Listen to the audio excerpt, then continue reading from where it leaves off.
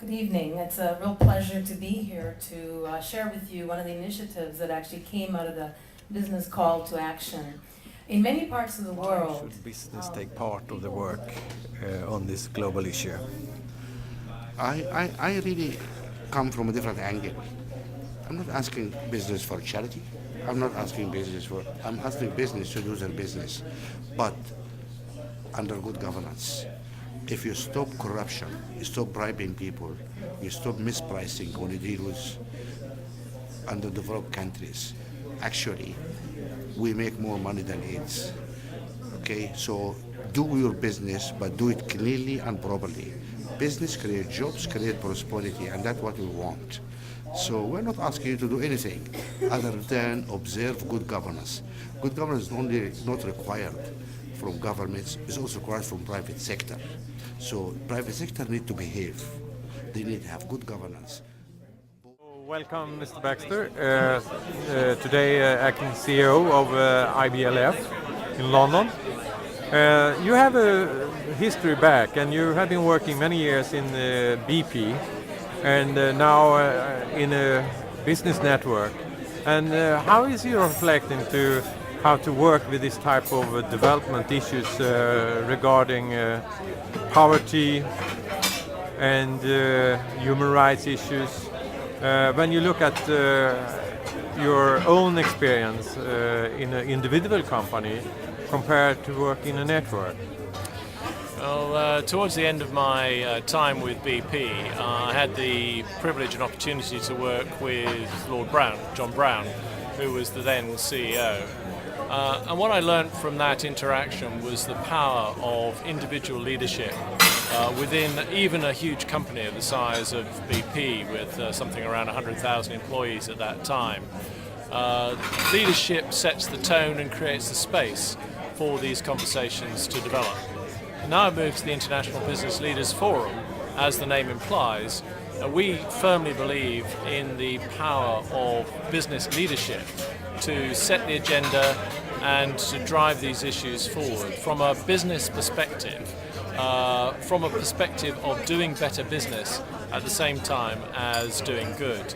So that mutual advantage, a term which John Brown coined and used frequently, both win-win for business and also for social development. Given the appropriate leadership from the very top of the company, that I think can be a very powerful and necessary driver for achieving the Millennium Development Goals. So if you look at the situation today in the market, then what could be advice to a CEO who run a company reflecting on these issues?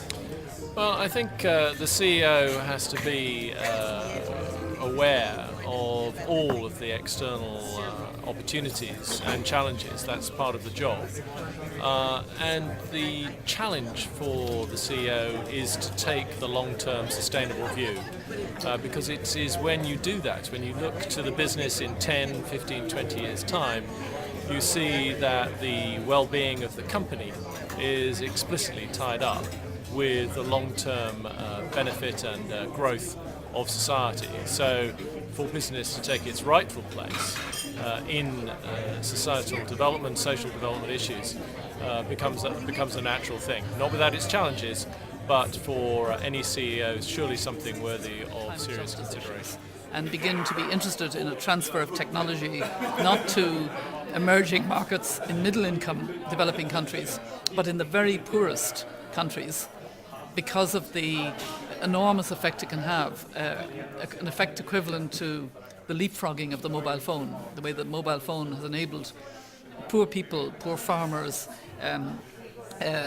women, street vendors even, they all have mobile phones, and they use them for tracking the markets, prices, they use them to transfer money, for education, for health, surveillance, etc. And this is only the beginning. And I think I'd love to see the private sector really take an initiative on climate justice, the market of the billions. Let me give you a health analogy. I chair the Gavi Alliance Board, and when the Gates Foundation put in money about 10 years ago and linked with the UN as a whole, the UNICEF, the World Health Organization, the World Bank, donor governments, developing countries, the private sector, the churches, in reaching the poorest children. What we did is we created a market for immunizing the poorest children. And the vaccine companies were interested, the pharmaceutical sector became interested. We need to create a market.